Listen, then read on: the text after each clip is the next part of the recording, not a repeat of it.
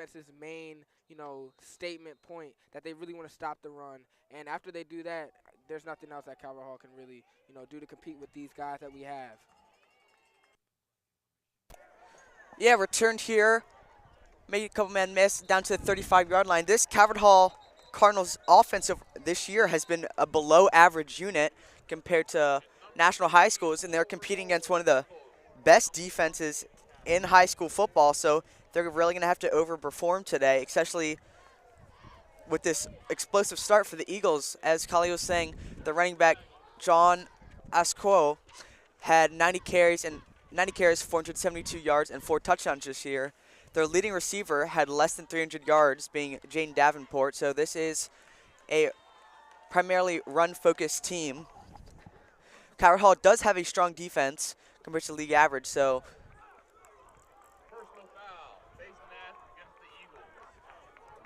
already 2 sloppy penalties against the Eagles, unnecessary roughness, which was enforced on that kickoff, and then a face mask. So the Cardinals will start at the 50-yard line here, if I'm not mistaken.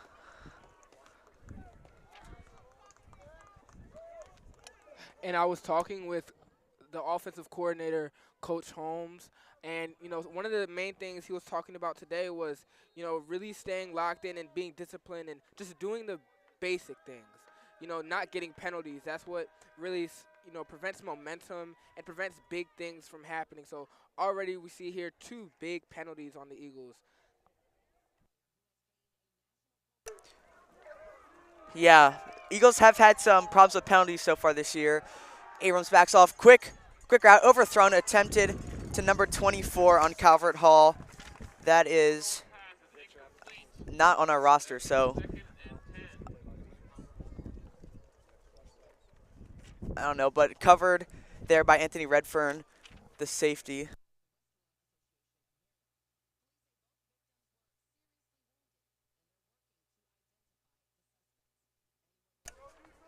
A little bit overthrown by the Calvert Hall quarterback there, 1 high safety. Here being Exenor. Right up the middle.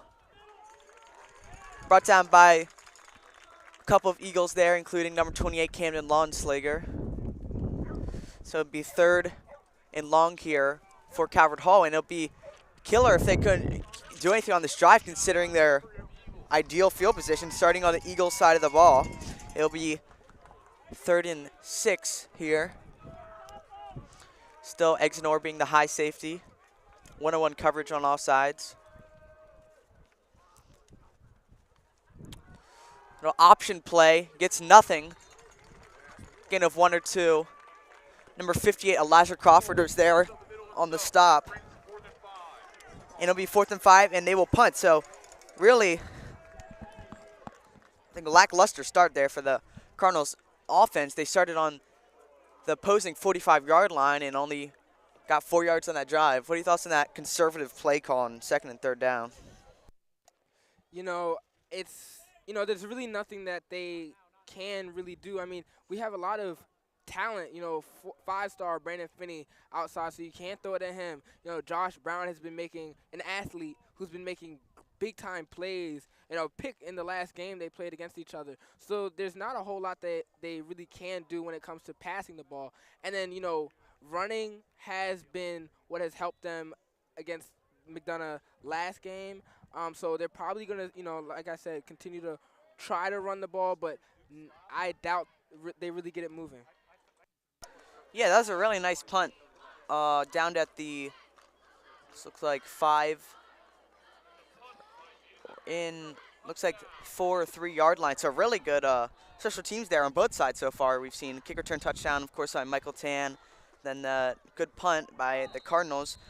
On this Eagles offense, we have, of course, led by quarterback junior Braden Palazzo, who had 1,381 yards this year with 19 touchdowns, 4 interceptions. And Thunder and Lightning duo I talked about with Michael Tan, Mason Graham. And the main receivers would be Brandon Finney and Jeff Exenor. We run up the middle here to Michael Tan, bounces it to the outside. Fumbled and recovered by Calvert Hall. So that's huge play by the defense and critical mistake here on the first offensive drive by the Eagles, setting up Calvert Hall inside the 10-yard line at the 6. That's a crucial mistake. I talked to quarterback Braden Palazzo and I asked him what his mindset, what they had to do to win today. And just really it was to protect the football and not get penalties and, get first downs and just execute on every single play. The defense is going to get turnovers and stuff like that. But it's stuff like this where we're not protecting the ball and, things happen like that. But we have to capitalize and really execute on every time the offense gets the ball. Yeah, we'll see if the Eagles defense can get a stop here. One-on-one coverage. Another player I want to shout out. I'll shout out after this play. Run to the outside. Juked Anthony Redfern, but brought down is Josh Brown. He's been a real good second corner on the opposite side of Brandon Finney, and that's been his outbreak this year. Has been really a key addition to this Eagles defense, as the passing game against them is really, teams really have to run the ball against them, and if they don't, that's why this defense is so elite. And when the offense is struggling, as we've seen at parts of this season, defense comes in clutch, and why they're 9-1. Split formation here. Option handed up the middle. Stopped at the 1 yard line. So it's been really good defense here for the Eagles so far, being put in real bad field positions to start this game. Yeah, that was Asukwo with the carry and Elijah Crawford there with the stop. Jameson Exnor, the team's sack leader this year. Caden Cashman coming off the field. 3rd down and goal here. Fans getting rowdy. It's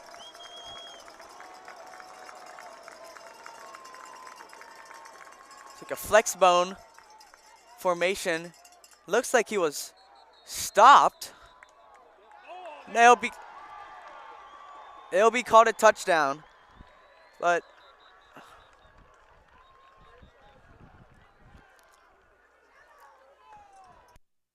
and it's stuff like this. This is going to be a great game. Two teams, a lot of history. Like I said, Jeff Exenor was talking about it earlier with me. Again, Calvert Hall beat them his freshman year in the championship. The year after that, they lost a heartbreaker on senior night at home against Calvert Hall. And these past couple of years, McDonogh has been on the up and up, and ahead of Calvert Hall football, and I guess ability to win games. And we saw a slow first half, couple weeks ago, and now we see a tied up, very close and physical game.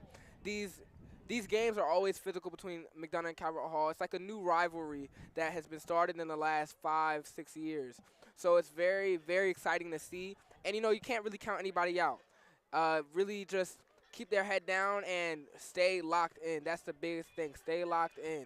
Because you can't underestimate anybody. You can't underestimate anybody when it comes to these type of games. Playoffs, high stakes. They have nothing to lose. And, we have everything to lose right now. So just staying locked in is very important. even though Calvert Hall scored a touchdown there, the Eagles' defense has looked pretty stout so far, as Calvert Hall only had to get 3 yards, and they barely got it in 3 plays. So this Eagles' run defense, which sometimes at points of this year has been faulty, it has stepped up in these last couple weeks, and it looks like the defensive line is playing really well today, of course led by 3-star Syracuse commit Elijah Crawford. See if Michael Tan can have another good return here. And we see back, we got Brandon Finney, who's a track star, and Michael Tan, who just returned the kick, an athlete himself. So they're really kind of playing.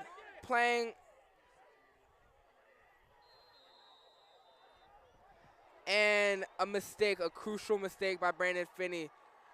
A crucial mistake. Let the ball bounce on what seemed to be like a squib kick a little bit. Yeah, it looked like a placement kick there for, I don't know, in the NFL, you want to place on the sidelines to get all your players downfield first. And crucial mistake there by Finney, not touching the ball. And if you don't touch the ball on a kickoff, then the other team possesses it. So we've seen a couple crucial mistakes here for the Eagles.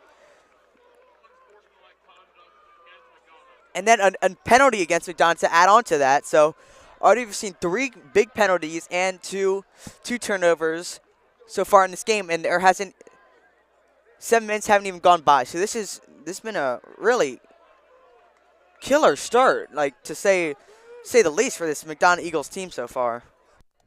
You know, and these coaches I know understand that, and I understand how the players feel. You know, feeling probably heads down, low energy, but you know these coaches are going to energize these guys and get them back up because they know, you know, we are the better team. We have a lot to lose right now. We have a lot on the line, so just energizing these guys. And a sack by Nick Abrams, number 0, 4-star.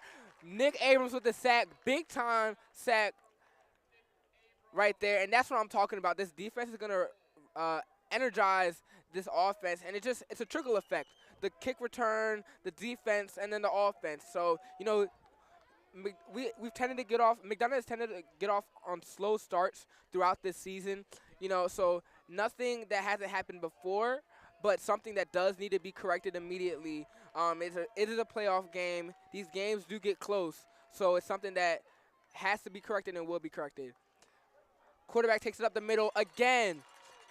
Stops right up the middle. That run game is not doing anything, and something that the McDonogh Eagles have really done a good job at thus far.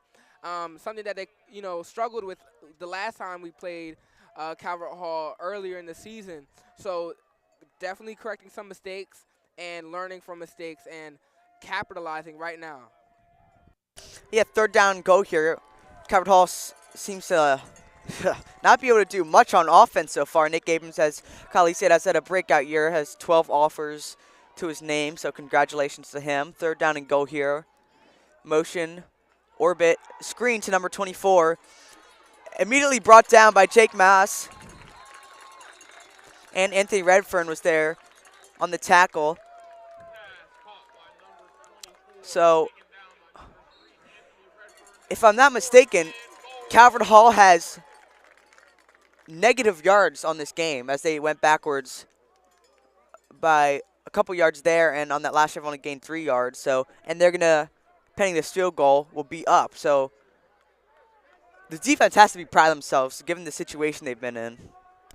Yeah, and it's, you know, specifically with Calvert Hall and McDonogh, it's always a physical game. It's always, you know, it's odd. You know, like you said, they're negative yards, but still the score is now 10-7, Calvert Hall. So, you know, these types of games between these two teams, a lot of history and a lot of oddities that go on. So just things that these two teams are not unfamiliar with and can correct. And it's just fun to see them play physical football. That's what they're playing right now, physical football. And yeah. Yeah, and after that blunder on the last kickoff, Matthew Tees, number 20, is replacing Brendan Finney as the second return man opposite or across from Michael Tan. 6 minutes, 25 seconds left in this half, and compared to a lot of the other games these two schools have played, it's been pretty high scoring, pretty fast paced. Coaches up here were livid on that last kick return. Let's see if Michael Tan can do anything on this. Get Eagles into good field position.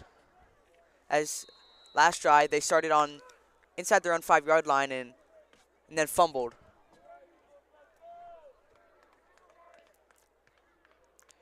Same placement on this kick. Covered by Matthew Tees. Gets stood up at the 26-yard line.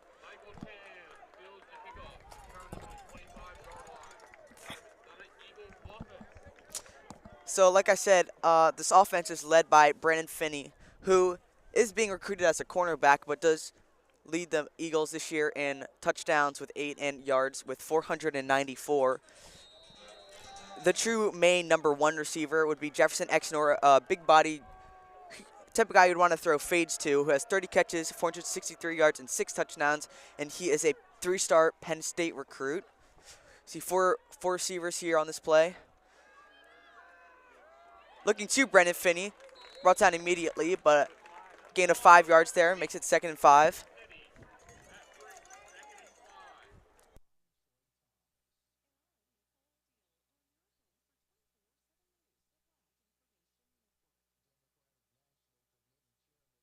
I was talking to Brandon Finney earlier, receiver and corner for the Eagles, and he's a senior, so I asked him, what does this game mean to you? And, he was talking to me and saying that this is his last chance, to get a championship and bring something back to McDonogh.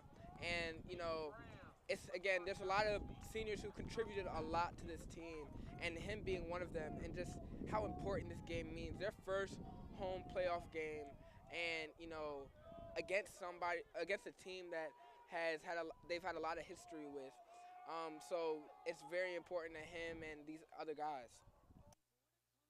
Yeah, this team will look very different next year. As plus, there's a deep to Brandon Finney, but it slips through his fingertips. He had a step on number 8, being Cruz Fleet, a sophomore. But this defense will look very different next year with a couple key starters leaving, with Elijah Crawford, Anthony Redfern, Josh Brown, Brandon Finney, Jeff Exnor. So we're going to need the Eagles will need some new players to come up big next year. And this is, as Kali said, this is a lot of the key players on this team's last chance at a championship. 3 receivers to the right. Ran up to the left side there by Mason Graham, the bruising back, who in the last game against Calvert Hall, he went for 81 yards and 2 touchdowns. If I'm not mistaken, Michael Tan was injured in that game, or got injured, as he only had 3 carries for 4 yards. Graham stays in the game here. Another receiver to look out for the Eagles is Jansen Craig, a junior, currently lined up on the left sideline. Motion by Jansen Craig. Play action to him. Another deep ball. That's to Exenor. And it's dropped.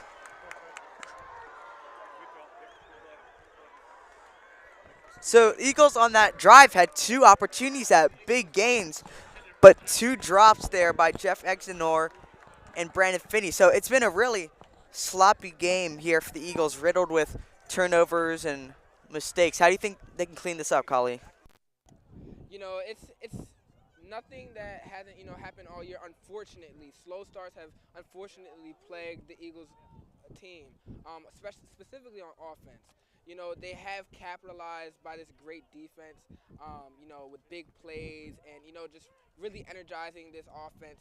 But it's just about getting comfortable. Like I said last game, actually, just getting comfortable and right here. People making big plays, special plays. Like I said earlier, he talked about it to me. I asked him specifically, what makes special teams so special? And Aiden Zoller told me just doing the right things, doing what he's supposed to do.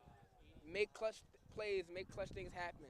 Close games like this, it's important, like he just did right now.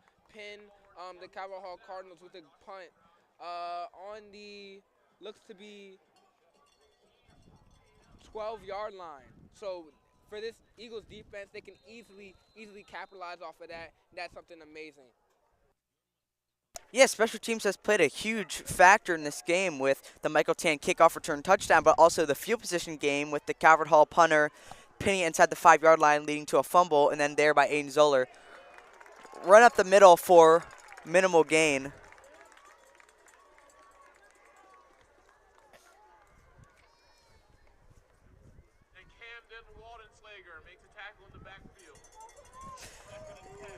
Second and 10, Ken Lawnslager with the tackle there.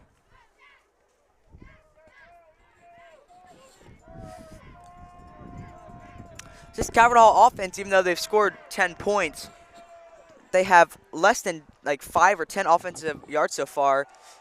Run to the left here. Gain of 4 yards or so.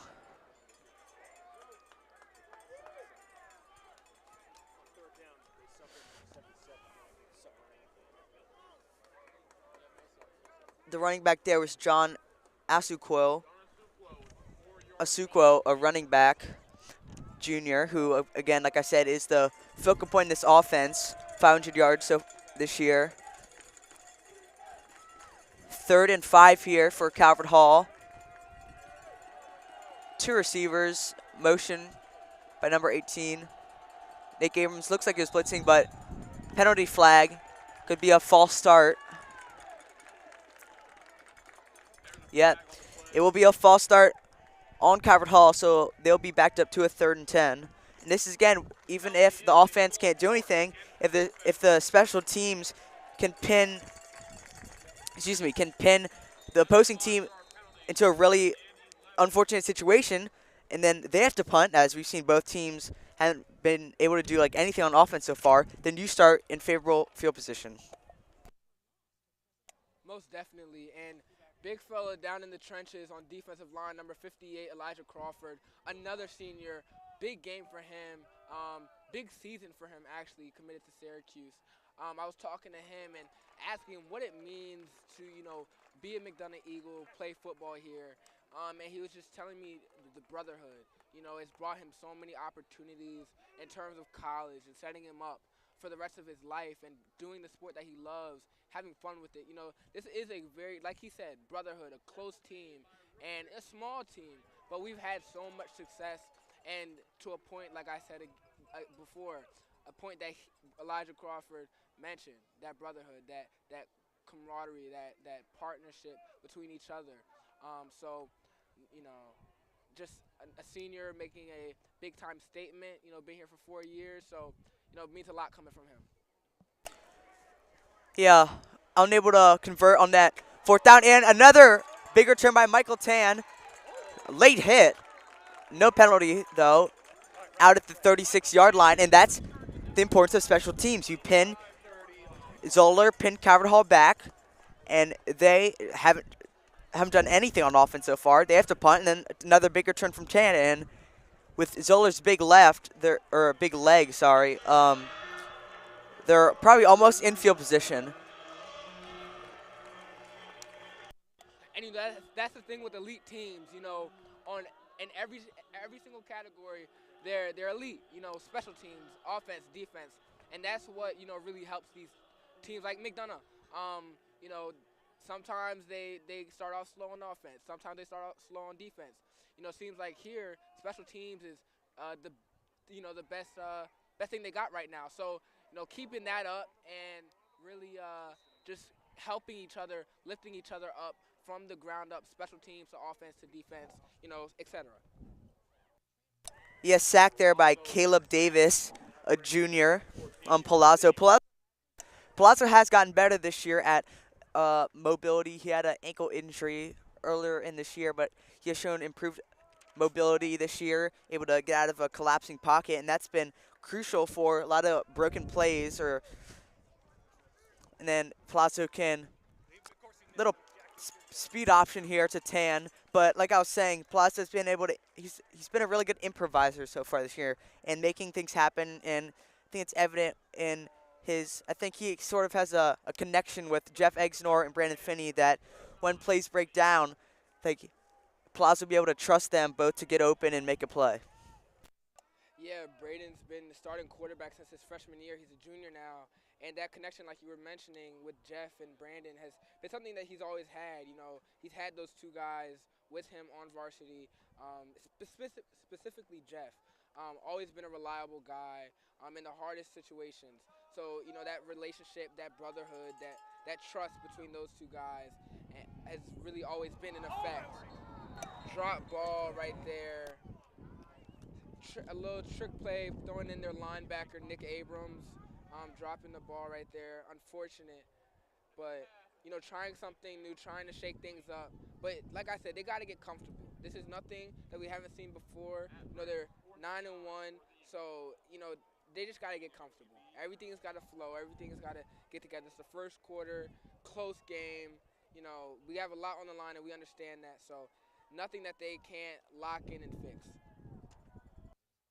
Yeah, the Eagles have put up a lot of high-scoring games, and then they could also. I think Palazzo's hurt in the game, but they put up only 9 points against St. Michael, the Archangel. See, the receivers here to the right. Look at that field, wide open, and it'll be caught. That's Brandon Finney. So, great drive there for the Eagles. Able to pervade the drop by Nick Abrams, And a good throw by Palazzo, and good catch and execution by Brandon Finney. You know, I'm just looking at the body language of these players, looking at the body language of the people on the sideline, specifically Brandon. You know, somebody who he started off the game pretty rough. You know, I see, you know, he's locked in. Not too much celebrating, straight to the sideline, straight to the water bottle. You know, just locked in now. This is where we start. This is where we get comfortable. This is where we get flowing. You know, AJ Flowers, offensive lineman, I asked him, what's the message for the boys in the trenches today? You know, dominate, he said. Dominate, something that they've talked about all season, all year. So just right there, dominating in the trenches, dominating, getting a good pocket for Braden to throw that ball. Wide open for Brandon Finney too as well. So just dominating and staying locked in. You know, Brandon came off straight to the sideline, no celebration, nothing. You know, there's nothing to laugh about right now. You have everything to lose. He's a senior, you know, and that's the mindset. You know, you can't get too excited when you're up. You can't be content, you know, stuff like that. So great mindset, you know, I can see by the body language, yeah, just domination. Domination is what we're seeing right now on the come up.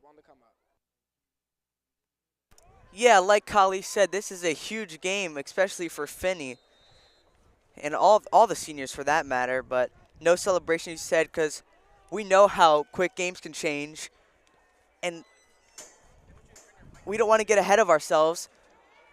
Return here, caught at the 5-yard line, brought down by Kane Cashman. Brought down by Kane Cashman, and is brought down at the 25-yard line.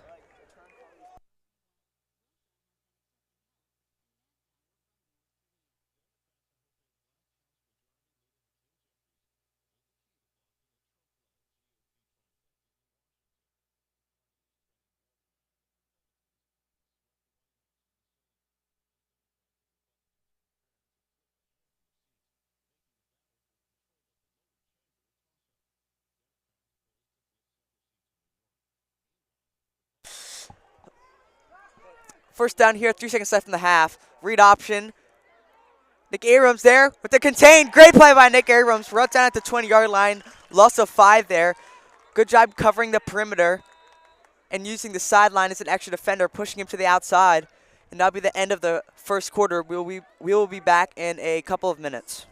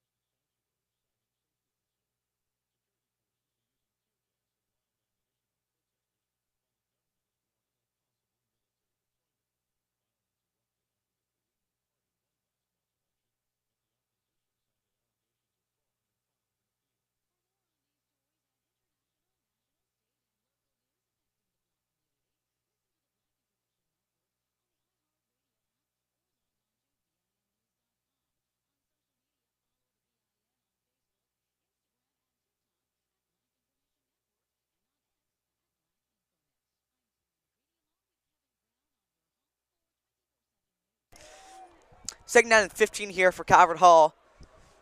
Same formation they've been using this whole game with 3 receivers. Looks like a false start, but not called by the running back. 44 is open, but pretty bad throw there by the quarterback, way underthrown. Number 44, the target was Max Garland, a senior. Anthony Redfern there was covering Max Garland. And again, this Calvert Hall offense has done nothing so far. They got that 1 touchdown when they're set up at 1st and goal at the 3-yard line off of Michael Tan fumble, but ever since then, they've just gone backwards. And that long adage, that old adage that defense wins championships, and we're seeing that right here, getting us in this comfortable position. Like you said, you know, Calvert Hall really hasn't done anything on offense, to be honest. You know, little gimme touchdown right there, goal line. off of a mistake by us, but defense has been locking down all season and specifically right now. So this is the type of defense that gets us to the championship and helps us win the championship. Yeah, right up the middle there on third down by John Asuquo for a gain of 5 or so yards. One of their biggest plays of the game, to be honest. But still, on a 3rd and 15, I just don't like that play call, especially with the Eagles offense starting to hum. Michael Tan set up here at the 34-yard line. High snap, but almost blocked. Short punt, lands at the 50, but favorable bounce for Calvert Hall. Will end up rolling to the 39-yard line for the Eagles. And like we said last drive, the big playmakers on this team are Brandon Finney and Jeff Exenor. We've seen them targeted so far. We saw Jeff Exenor and Finney, for that matter, had 2 drops on that one drive, but they're being targeted, and that's been a lot of criticism against this McDonogh Eagles offense, that they don't target their 2 best players on offense. And as Nick was telling me in class the other day, we need to target, and I quote, 5-star Finney, and that's what they've been doing so far. So I like this improved game plan here for the Eagles. And there's Exenor, like I was saying, and makes a man miss. That's what he does, and he's down the sideline. 10, 5, touchdown, Jeff Exenor. Great move by him, an amazing play. Touchdown, Jeff! A great play right there. Slant route to the house. That's why we make something out of nothing. Slant route. Brandon Finney being selfless and blocking downfield. Jeff, fast guy, big guy, can do it all. To the house. Touchdown, Eagles. Yeah, Jeff just celebrated his birthday a couple days ago. Little birthday touchdown for him. Or today. Sorry, today. So happy birthday to him, 18. And that's kind of his classic move. He does this little juke to the outside, and he ran past everyone. So great play by him. And like I said earlier, this Eagles offense is just getting comfortable. That's all it took. That's all it takes for this team to win. Getting comfortable, like Coach Holmes, and the offensive coordinator, and Braden Palazzo, the quarterback, said. Capitalizing off turnovers, off of getting first downs, and really every drive just capitalizing immediately. And that's what they did right there. From the 45, 50 to the house off one play. Stuff like that, and the kick return for the touchdown earlier. Stuff like that is really, really what gets the team going on all levels. And, they're really meshing now. The defense always locked in. Special teams showing out big today. And offense, getting comfortable early in the second quarter. More to come. Stay locked in. Playoff game. So this is good. This is good. Yeah, great play by Jeff, and the McDonogh fan section saying happy birthday to him after that play, which was a nice sight to see. Kickoff by Zoller. Line drive. Bounces into the end zone. See this, the Calvert Hall offense, in my opinion, they need a score on this drive. They've like we've consistently said, they've done nothing so far, and they don't have a first down yet. Because if I'm not mistaken, a touchdown doesn't count as a first down. They haven't, or that's a better way to say it, they haven't had more than 10 yards on a drive so far, which is really unsustainable in all levels of football if you want to do anything. And if they can't do anything here, this McDonogh Eagles offense, like we said, is starting to hum, starting to buzz, and I think it could be a blowout game soon here if Calvert Hall can't do anything. And that would be amazing, right? I know the mindset of this Eagles sideline and coaches and players, is just to stay locked in no matter what. Don't get content. 2 years ago, senior night, Calvert Hall came back in the fourth quarter and scored two touchdowns to win the game. Big time game. We got comfortable and lost the game. So stuff like that, you can't get content, no matter what the score is, no matter what the quarter is. So it's not over until it's over.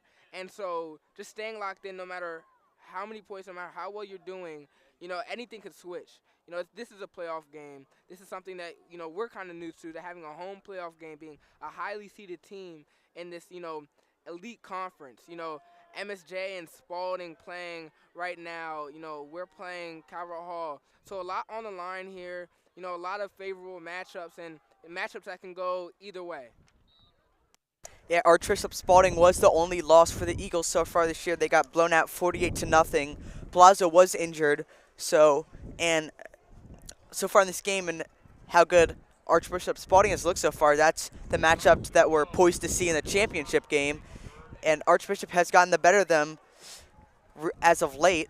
And last two plays runs by John Asukwo, tackled by Nick Abrams on one of the two plays at least. And 3rd down and 5 here for, the Cardinals. And I don't know if I'm wrong, but have they completed a pass, Kali?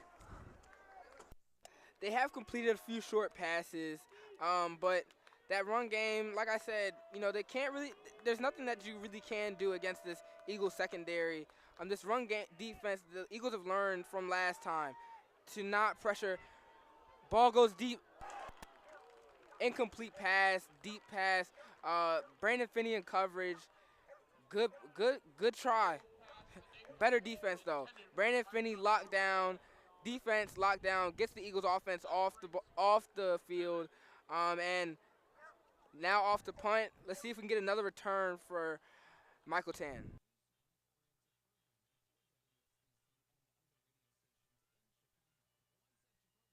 Yeah, untypical there of Brandon Finney.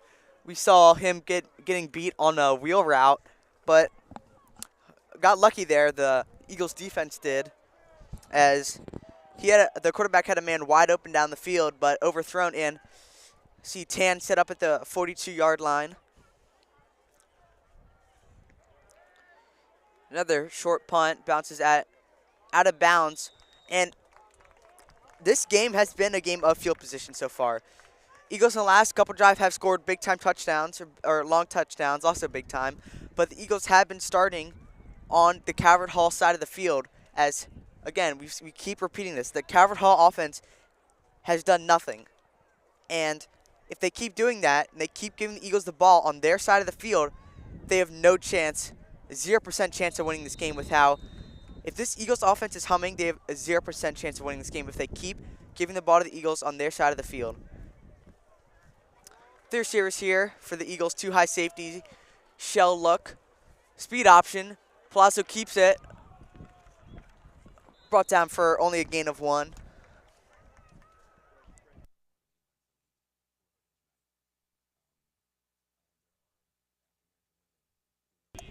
Second and 8 here for the Eagles.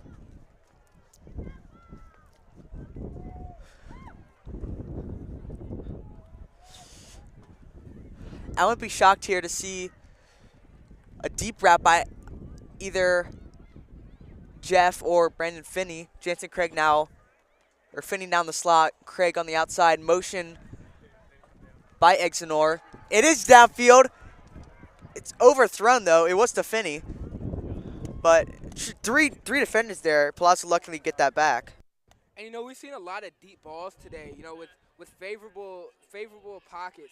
You know, I was talking to Jack Harrison, Big Jack Harrison, offensive lineman for the McDonogh Eagles, and he was telling me, you know, great offensive line here for the Eagles, great defensive line for the Calvert Hall Cardinals. But we see who's you know, being successful right now. Braden Palazzo has had several favorable pockets where he's been able to sling the ball deep. So Jack Harrison was absolutely right. A great offensive line for the Eagles. 3rd down here. Thrown another drop by Finney. Unfortunate. He's had surprise with drops so far.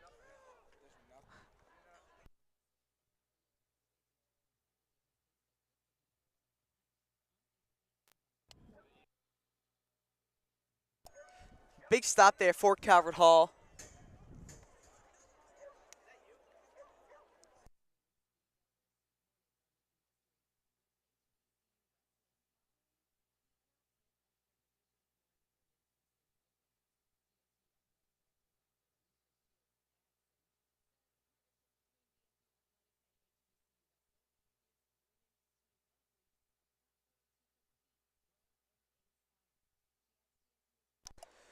Fourth down here, pumped by Zoller. A bad snap. He'll have to improvise. Another blown play here for the Eagles, and maybe it wasn't a blown play. Maybe it was an intentional fake, as the coaches up here said, and I quote, "It was there." But another turnover here for the Eagles.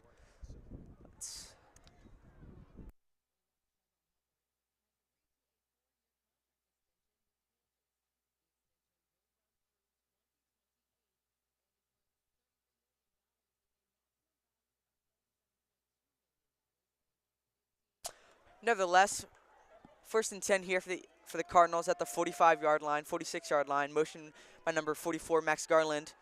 Now on a flat route. Quarterback scrambling, nothing open. Pushed out by Elijah Crawford. Jake Mass also in the area. And we've kept pounding this idea home, but this Eagles secondary, it's very tough to do anything against them. Josh Brown, Nick Abrams when he's in coverage, Brandon Finney, Jeff Exnor sometimes plays safety, Anthony Redfern, and we've seen the emergence of guys like Sonny Moore, C.J. Davis, a lot of young freshmen, sophomores who are making a big impact this year on varsity. Yeah, and that right there, key players. You know, I was talking to Josh Brown, senior. You know, one thing he was saying from week 1 to now, something that has been so crucial for the Eagles is brotherhood and just growing together and really staying as a unit the whole season. You know, we're a small team. Small team guys play both sides of the ball. A lot of guys play both sides of the ball. And, you know, just staying healthy and staying together as a unit, you know, no matter, like, games like this, it's easy to blame people. It's easy to turn and point a finger, but they're staying together, and we're up right now.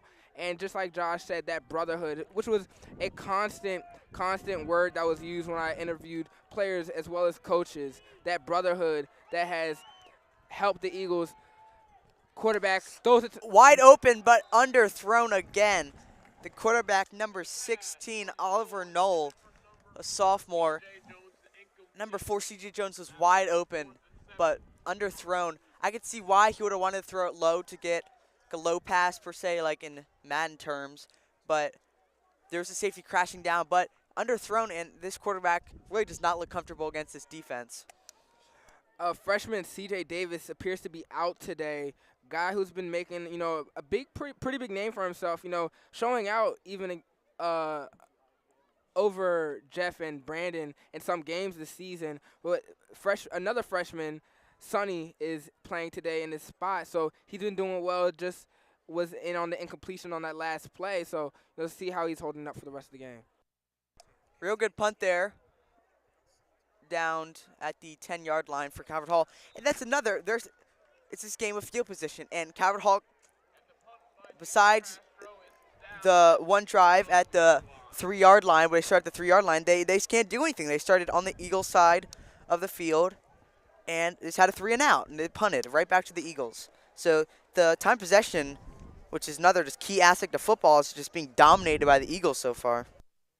Yeah, I was talking to Anthony Redfern was telling me, you know, dominate. He doesn't like the Cardinals in any way, shape, or form. Does he like Calvert Hall? And, you know, he's showing it here, a heavy hitter, a hard hitter, and showing something right here, dominating this football game. And, you know, just it's getting a little scrappy right now.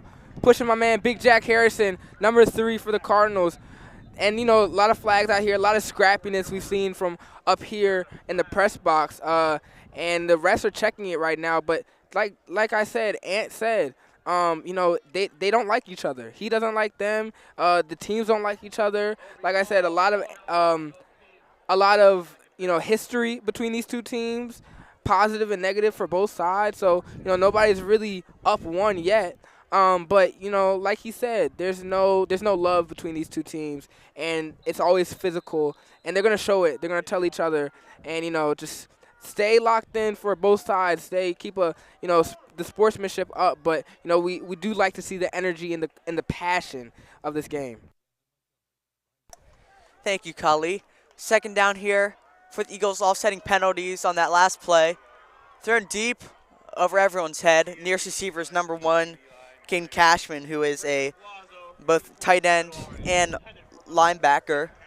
5 minutes, 49 seconds left in this half, and if I'm Calvert Hall, I need a stop. It's 3rd down and what, 10 or like 7 here now. And I need a touchdown. I need some momentum going into the half and just get some mojo on their side, because if I was Calvert Hall, a player, I'd feel very demoralized that if I'm the defense, I'm getting stops, and then I'm just having 3 and outs from the offense on every possession.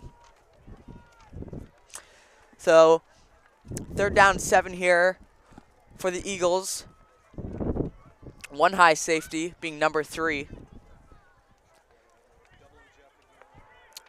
A couple people drop back.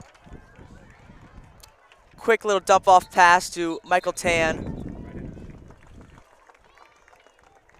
And he will get the first down. So great job for Michael Tan to evade a couple defenders and get a first down. And yeah, so like I said, so we see the difference between these two teams. One team is elite on all levels, special teams, defense, and offense.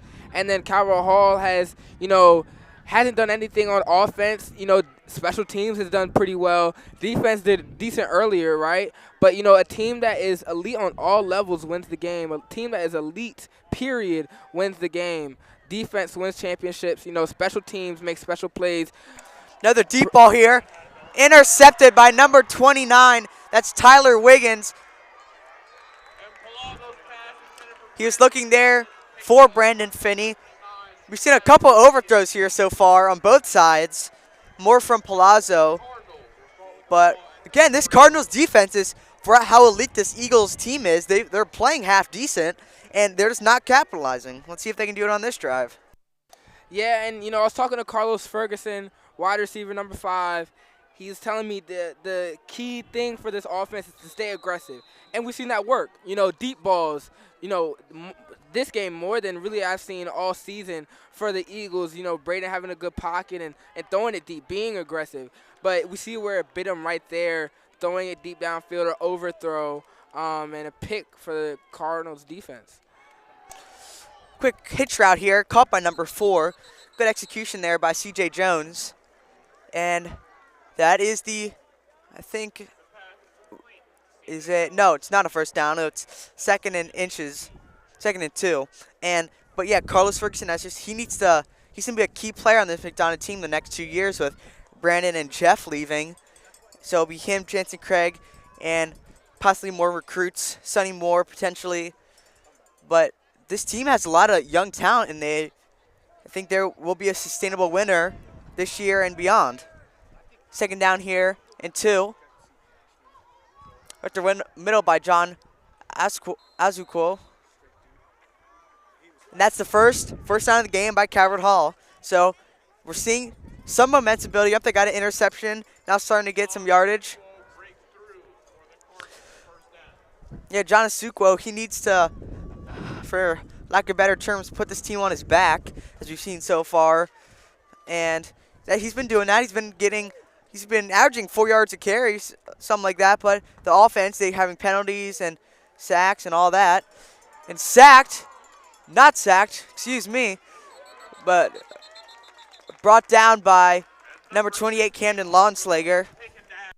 Yeah, big play by Cashman, Caden Cashman, number 1, chasing the quarterback who was trying to escape the pocket, getting a good sack. And I feel like what players have told me in interviews, I'm seeing it. The brotherhood, the togetherness. Like you said, the running back for Calvert Hall really is, and even last game, has put the team on his back and really been the bright spot on offense.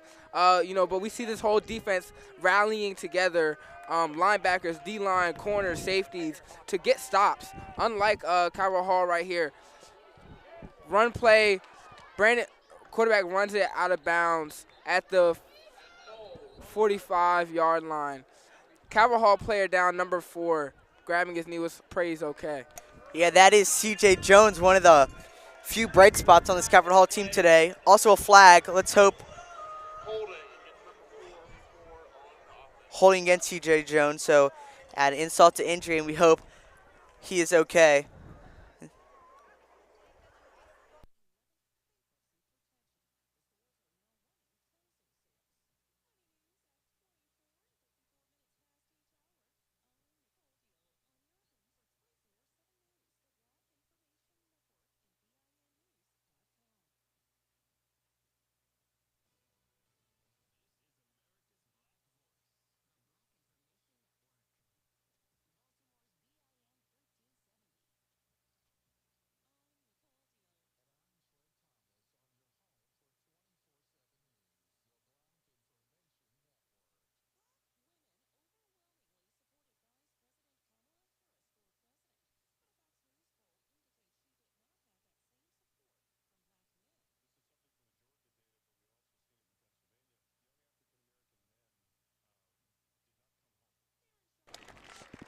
Okay, thank God. Calvert Hall, number 4, is getting up. You know, we really hate to see that in games like this. We really like to see all players playing together and, you know, best players against best players on each side of the ball. So it really sucks to see C.J. Jones go down right there. But let's pray that he's okay. And, yeah.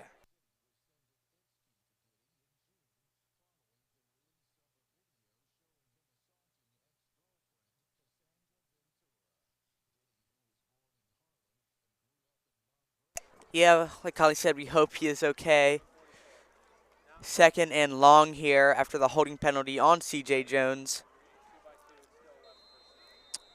at the Calvert Hall 41-yard line. Second and very long, 20 yards to gain, and this is what the Calvert Hall cannot do. They cannot get behind the line of scrimmage. Just one of their key players coming out. Drop. It's behind the line. Was that a backwards pass? I don't think it was a backwards pass. Thought it was originally. That would have been a fumble and a loss of yards, but because it was a forward pass, dropped by number 30. That is Harrison O'Connell, a running back, junior. And it's 3rd and 20 here, and Calvert Hall started good field position. They started at the 50-yard line with the interception. Or no, sorry, 40-yard line. And now they're just losing yards again. So maybe something like a screen pass get to John Asukwo.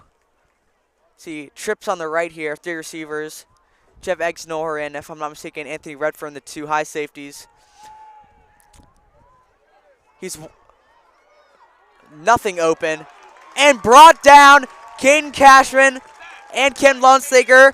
A great play by Caden Cashman to get the quarterback down. He's shown he is elusive. And again, this McDonogh Eagles secondary is not letting anything happen on their watch. No one is open on 90% of these plays. And they'll have to punt again. 2 minutes, 50 seconds, and counting left in this first half. Definitely setting up the Eagles in great field position. You know, let's see.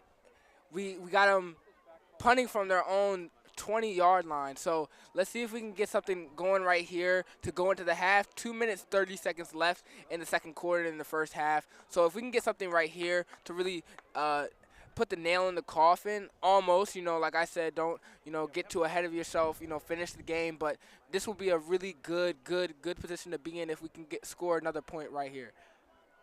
Yeah, I know what you're saying, Kali. I think if the Eagles offense does get a touchdown here, or Michael Tan, it could be,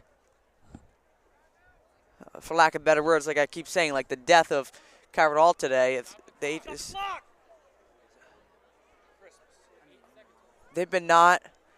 shown an inability to move the ball on offense, and looks like a timeout or something was called on the play, but it'll be a returned by Michael Tannen. I think McDonogh has a chance to bury the Cardinals here with the touchdown, having a 3-possession lead going into half. The Cardinals do get the ball in half, but this McDonogh Eagles defense is just shut down. You have a bunch of great players, and they're playing up to their potential. They're not allowing anything, and Calvert Hall still barely has, like, Bailey has probably positive yards. Definitely like under 30 net yards so far in the day. Michael Tan set up at the 30-yard line here. See if we can get another big return. He's had a couple so far, including a opening play touchdown, kick return touchdown. Short punt here will bounce to the 35-yard line. So the Eagles will 1 minute 50 seconds and 3 timeouts left. So they definitely have enough time to get down the field. 21-10 as it stands.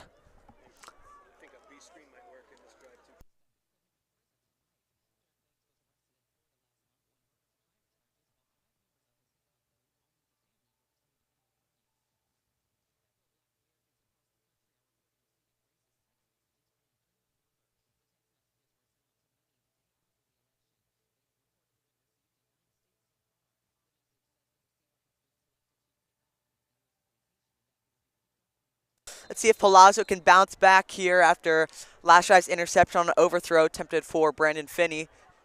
2 high safeties here for the Cardinals. Finney on the right side of the screen. A slant route, dropped and intercepted. Dropped by Jeff Exenor. Intercepted by number 46. Can't be. Brandon Finney missed the tackle. Breaking back. Finney's going to hit him. Oh, nope, he missed again. It's taking a rookery of Eagles to bring him down.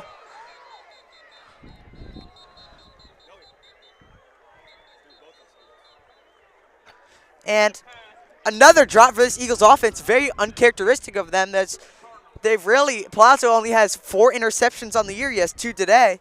And yeah, a lot of uncharacteristic guys who you would think would sure-handed receivers. Brandon Finney, Jeff Exenor have had a couple drops here, and that one resulting in an interception. So again, like we keep saying, Calvert Hall, their defense is playing pretty outstandingly. If you don't see, they've only allowed 14 points, 7 of which, or 21 points, 7 of which came from kick return touchdown. And they've only put up 10. They have 2 interceptions back to back, and they just haven't done anything. So they need points here.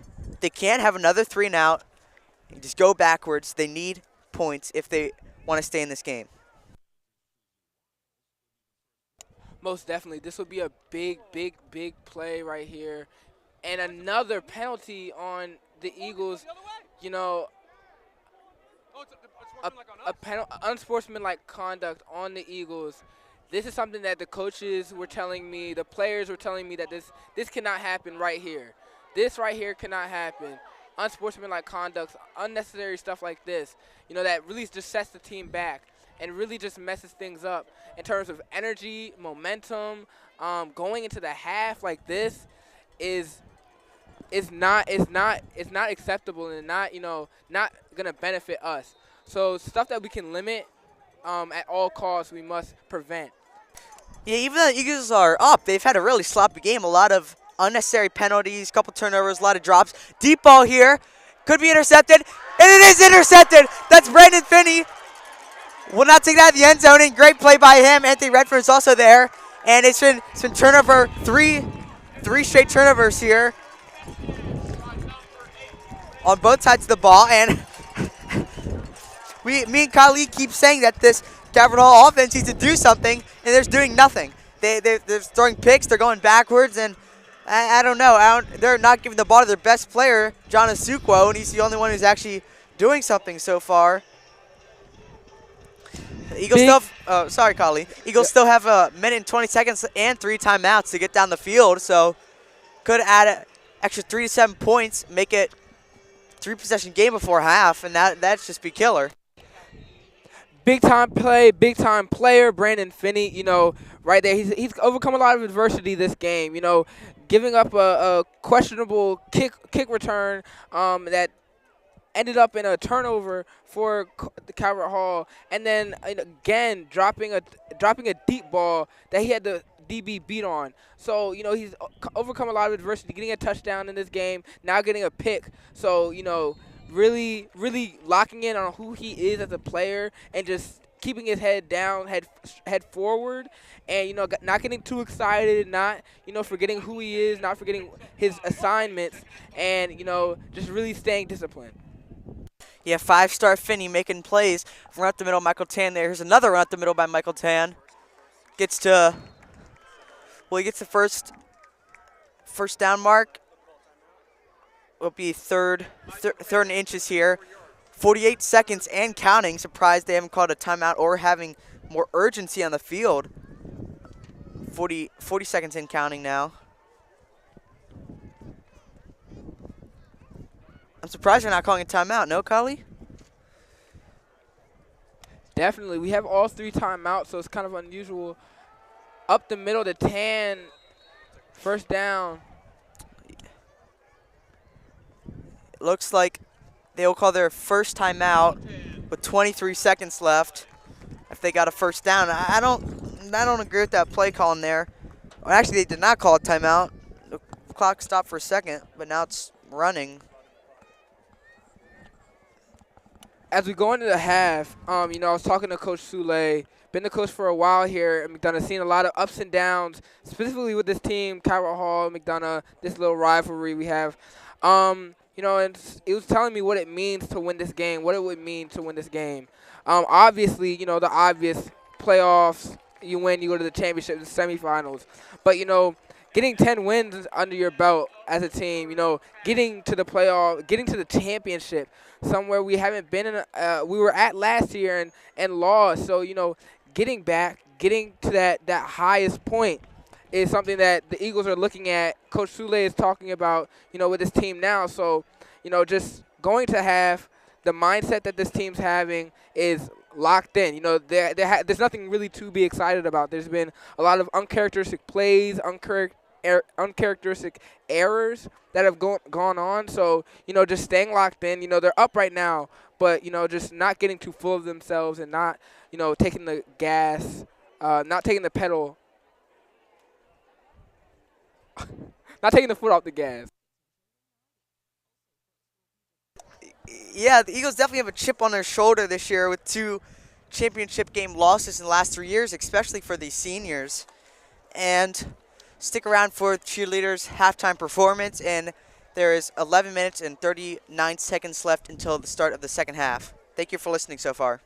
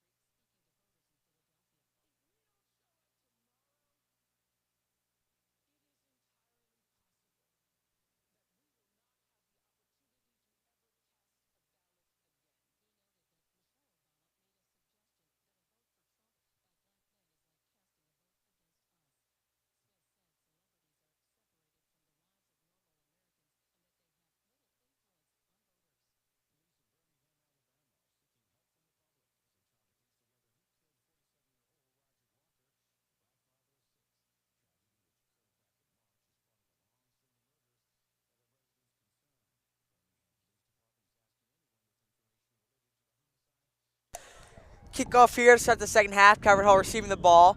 He's in. His foot was in the end zone. Brought out back to the 20-yard line. Calvert Hall needs something. They had a good defensive stop, a couple defensive stops to end the half, but they need something to get going. They haven't had a touchdown since around like 7 minutes in the first quarter. And what do you think they need to do to get this offense going, Kali?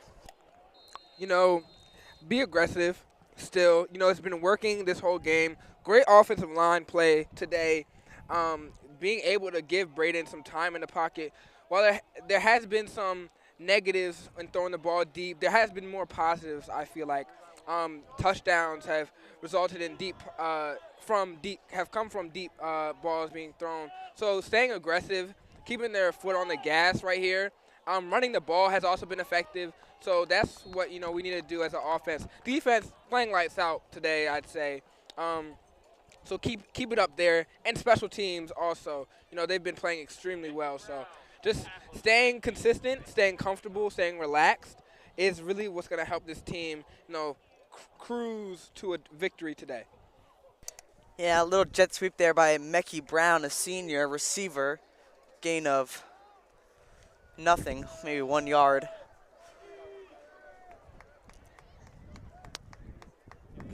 Shotgun formation here. Motion by tight end Max Garland, number 44.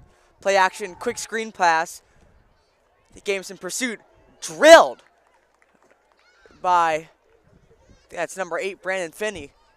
Good, or number 3, Anthony Redford, my fault. Ant Red is a known hit stick in the MIAA. Number 3 is known all across the MIAA for laying the boom on somebody. You know, like he said earlier to me, you know, he doesn't like this team, and you know, you can see right there, doesn't like this team at all. Yeah, Nick Games is also telling me he's well known as a trash talker to the other team as well. So key vocal leader of this Eagles defense. Scrambling out to his left is the quarterback, and he'll just throw it out of bounds, and that's a quick 3 and out for this. Oh, shit. My mic wasn't even on. Oh, wait.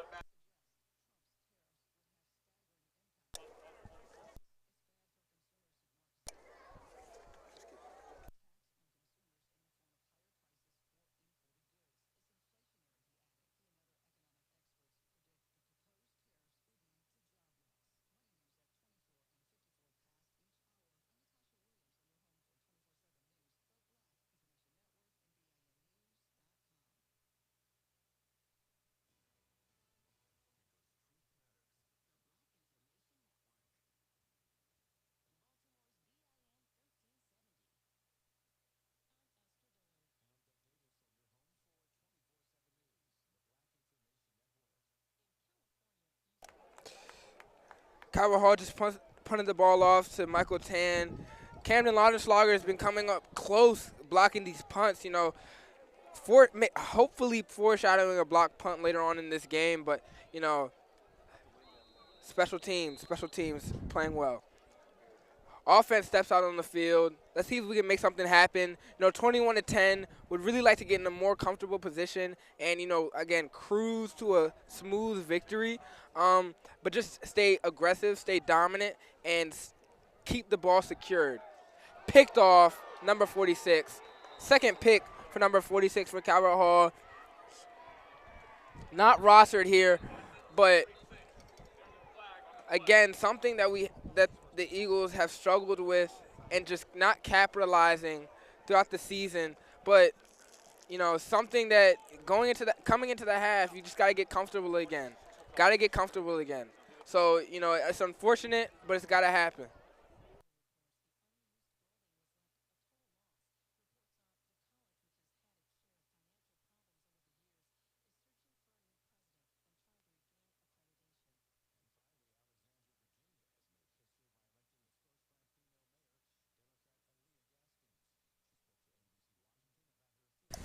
Bad throw there by Palazzo and a unsportsmanlike penalty against Calvert Hall. We've seen a couple of those go against McDonogh, but one against Calvert Hall here. And here is Calvert Hall again, just killing their own momentum. They've had 3 interceptions on, I'm pretty sure, 3 last drives. One of the drives they ran it out, so I don't count that one. But 3 interceptions on the last 3 drives, and they've just done nothing. They haven't got a single first down.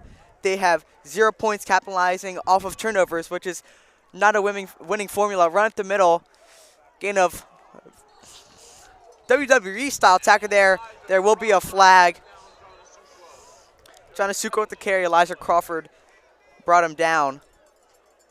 WWE like slam down type of tackle there. So you see this ferocity of this Eagles defense, but I think they are calling it a penalty against Crawford, maybe for like I don't know. It seems like a fans are not happy with the call against Crawford, and I don't see how at any level. I don't know how that's unnecessary roughness against Crawford when he's just trying to bring a running back down, but that might be the break that Calvert Hall needs to get some momentum, but we've been saying that about their interceptions. They haven't been able to do anything. Seen the Calvert Hall Cardinals move the ball a lot, not necessarily through plays specifically, but just penalties by the Eagles defense. Just something that we really need to, just stay disciplined at and fix. This is very important. They're moving the ball. Calvert Hall runs the ball right here with their quarterback, 15 to the forward progress is stopped at about the 39-yard line, so we'll see what they give him there. Got pushed back a little bit, but just give me plays is unacceptable and can't be, can't happen in playoff football. Yeah, we saw Redfern again come in there at the end, get a little shot in at the quarterback. See that ferocity that Kali was talking about earlier. Good play by Cashman as well to get the quarterback, but I was looking at particularly at Finney on that play, and he has just been clamping up number 16, Oliver Knoll. Just literally 0 yards of separation, backing off now. Looks like a blitz for the Eagles.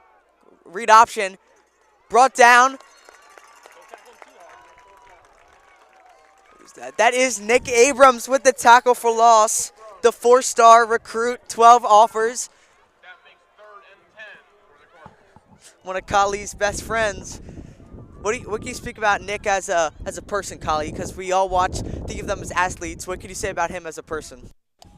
Nick is a great guy, longtime friend of mine, and somebody who's always been dedicated from freshman year to now. Came here, transferred as a freshman, came here from Loyola. Just always been a guy who's dedicated, driven about the game, and locked in, just very locked in on football. And he's come so far, and just like a lot of these guys, just coming from Brandon, who's a JV player freshman year. A lot of these guys were actually on JV freshman year, but all D1. A lot of the seniors D1 commits. So big play right there for Calvert Hall, though. Might be coming back with a flag in the backfield, but holding on the offense. Yes, it's coming back. So again, penalties. For both sides are plaguing them. Big getaway for the Eagles defense, though.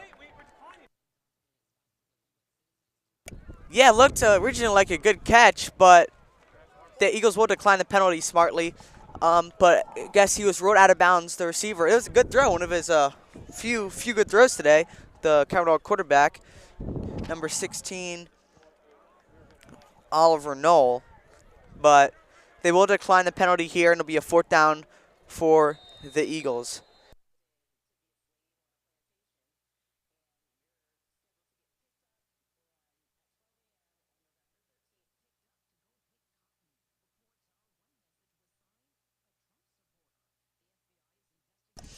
Punt here, Michael Tan, the return man. Will bounce out of bounds at the 17-yard line. When we talk about players and, how they are off the field, I was talking to a pretty neutral source, Miss Ash, one of the head trainers for McDonogh, and just asking her as a person who is, sees the team off the field, in the training room, out of practice, stuff like that, how they are, how they've matured, how their energy every day, what it's like, being with them and being around them. And she was telling me how they are a team that is energized and determined and really a well led team with the leadership that they have from the seniors, and a well bonded team. They're very close, a very close team. So just somebody who isn't with them all the time, who isn't on the field, who isn't seeing, everything that goes around, but she still has something positive to say about this team, and is still seeing the effects that, everybody is saying. Again, one of the constant things that was said was brotherhood with this team, by everybody, Miss Ash, the trainer, coaches, Coach Sule, Coach Trav, teammates from Josh Brown to Jeff Exenor, everybody just saying brotherhood is the key thing that makes the team go. Brayden Palazzo escapes the pocket. Good run out the pocket, escaping pressure right there, keeping the ball alive. It's 3rd down. Yeah, that's really one of Palazzo's main improvements from his freshman year, is his mobility and ability to get out of the pocket when plays are broken down or when no one's open. And we saw that again on that play to turn a gain of nothing. I think in freshman year he might have just been thrown that out or might have tried to force a ball into coverage, but there he scrums out and gains a couple yards, sets the Eagles up. Still 3rd and long here, 3rd and 8. Looking to Michael Tan. Nice spin move. Broke that man's ankles and got it down to the 35-yard line.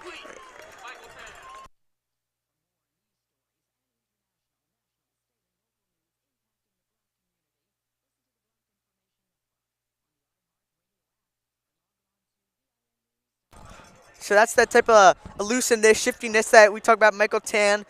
And then we have the bruiser in now, Mason Graham. And I think they're really good, reminiscent of like a Jahmyr Gibbs, Dave Montgomery type of running back situation over in the NFL Detroit Lions, with Gibbs being the more elusive guy, being Michael Tan, and then Dave Montgomery, the downhill bruiser, in this case being Mason Graham. Run here by Mason Graham, breaks it to the outside, cuts back in, gain of 1 or 2 yards to the 37-yard line.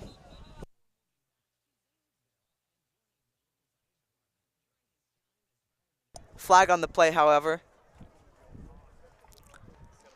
Looks like holding against the Eagles. Holding against the offense. So that's be a 2nd and 20 here, or 1st and 20, excuse me.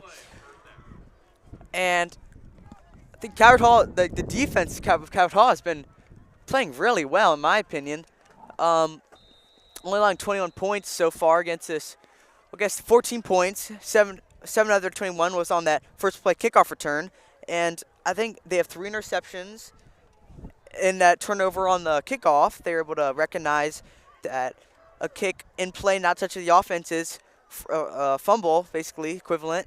And they picked it up, but this offense hasn't been able to pick up the slack. And that's what I was talking about earlier. This is a below-average offense compared to national rank. You see there's some feistiness by Carlos Ferguson and number 8, JT Taggart.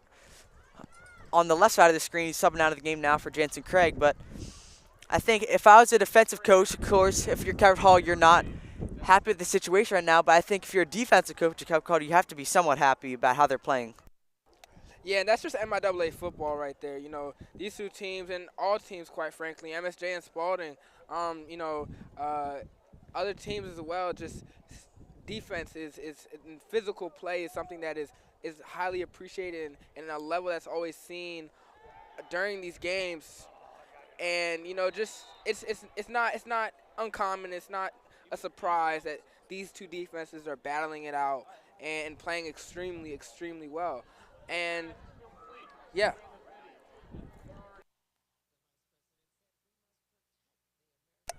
Short pass there, but really nice snag. That was Nick Abrams. Looked like a one-handed catch. The linebacker, but and at tight end, fullback sometimes, and had a nice one-handed snag there. But still 3rd and long here. 3rd and 13-ish for the Eagles. 2 receivers to the left, 1 to the right. Looking at Tan, scrambling out of the pocket. Craig looks like he's open, but underthrown. Wouldn't have been a first down anyway, but underthrown by Palazzo. And another 3-and-out caused by Calvert Hall defense. pass intended to number 3 receiver Jansen Craig. You know, a lot of guys out here, a lot of playmakers. You know, Braden trying to escape the pocket and make a play. Unfortunate that he couldn't make it happen, but you know, we really got to get something going right here. You know, 21-10. We're in the third quarter, getting close to the end. It's a tight game. You know, you want to be comfortable. We've seen these types of close games not go in McDonough's favor before, specifically against Calvert Hall. Close, almost blocked punt. But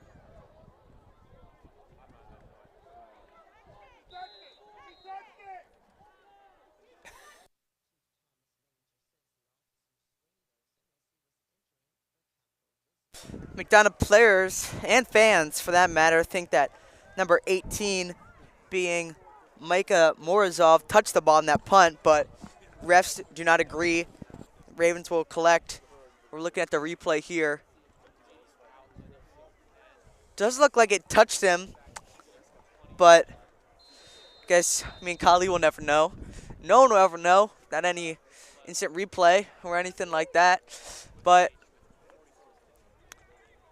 Calvert Hall offense back onto the field. 4 minutes, 16 seconds left in the third quarter. See if they can get something going. I mean, we keep repeating this. They've just done nothing in this game. Quick screen. Oh, good play by Jake Mass right there.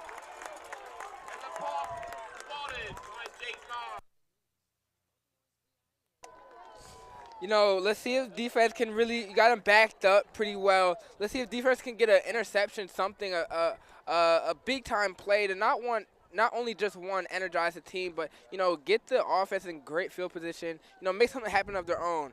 You know, that's what the Eagles defense have done so well, just making their own. You know, scoring by themselves. You know, getting turnovers. So let's see if we can make that happen. You know, get some energy, get some you know, cushion in this score.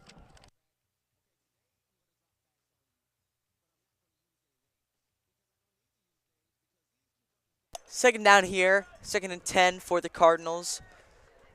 High safety being Jeff Exner, run up the middle. Nothing, just stuck at the line of scrimmage.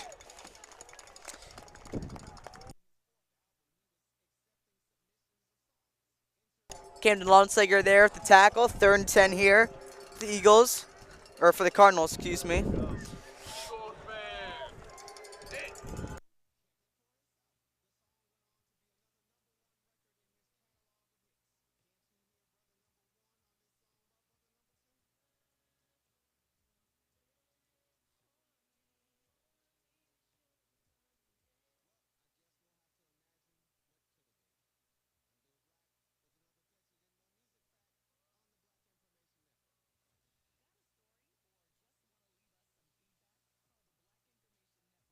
Same formation, Calvert Hall's been rocking the whole game with two receivers, most of the tight end, as we've seen. Little orbit from the running back. Quarterback, nothing. Evading a couple tackles, but there's too many Eagles. And he's brought down for a gain of maybe 2 yards. Number 17, Jake Moss, was there again. Two big plays by Jake Moss on this drive. And it'll be another punt for the Cardinals. Michael Tan, the return man, set up at the 41-yard line.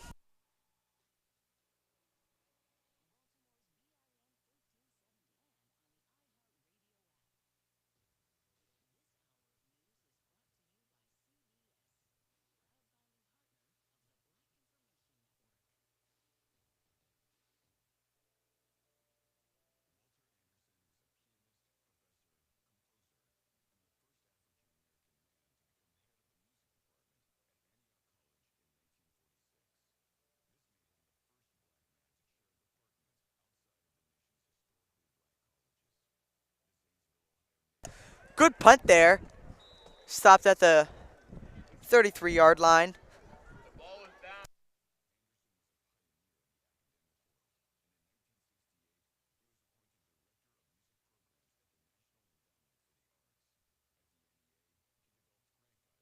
Eagles offense coming back on the field. They have significantly slowed down. They had a riding a wave in the first half, but have slowed down ever since then with 3 interceptions from Braden Palazzo. Very uncharacteristic of him, with only 4 interceptions on the whole year coming into this game, but 3 interceptions here today. couple overthrows, then a drop by Jeff Exnor that resulted in an interception. Also seen a couple overthrows and underthrows. So Palazzo hasn't looked his best in this game, but little Tan ran into Jansen Craig as Craig was on a motion, but Tan still got a gain of a couple yards. That was an interesting play. But yeah, even though Palazzo has looked his best in this game, Eagles are still up 11, thanks to this incredible defense. Yeah, Michael Tan, a crazy play, elusive, got smacked by his own player, but still spun out and got a couple yards, got positive yardage. Yeah, Braden Palazzo, played well throughout the season.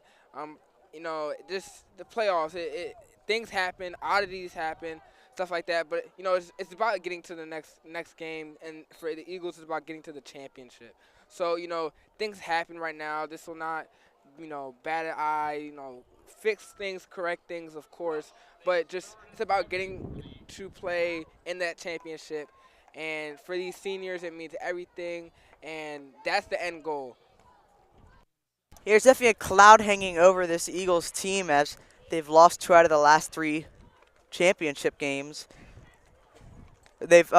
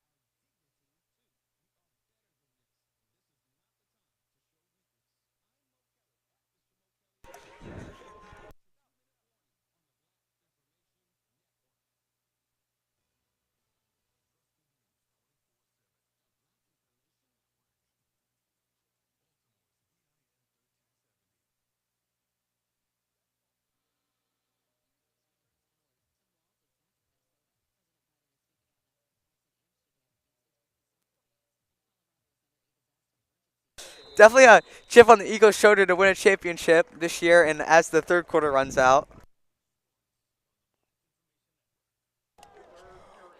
4th up for the Eagles. The whole sideline, a live student section today for the playoff game. And let's see if we can make something, hold the Cardinals off and bring home a victory today. It'd mean everything for these seniors, for these coaches, for these freshmen, sophomores, juniors, everybody in the stands here today. It would mean everything for a trip to the championship, a trip to avenge the team last year. Seniors such as Santino Sanchez, Caden Harris, Zach Moore, and, just to really avenge that team, great team, and really just send these seniors out with a bang. It would mean everything.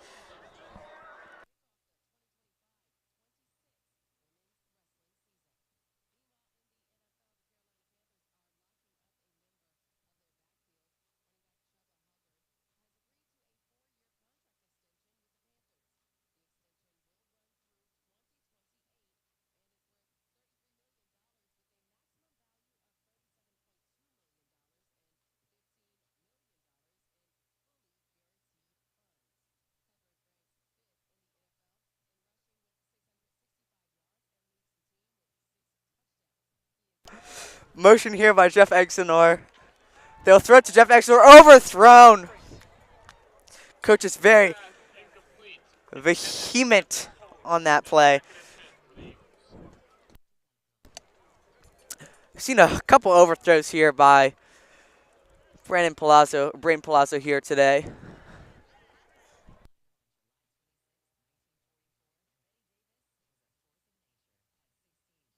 Yeah, in 2 of the last 3 years, not counting this year, this will be the 4th year, Eagles have went to and lost the championship game. So for these seniors, they lost the championship game their freshman year and last year their junior year. So looks like they're on track. Another drop, another interception, picked off by number 21.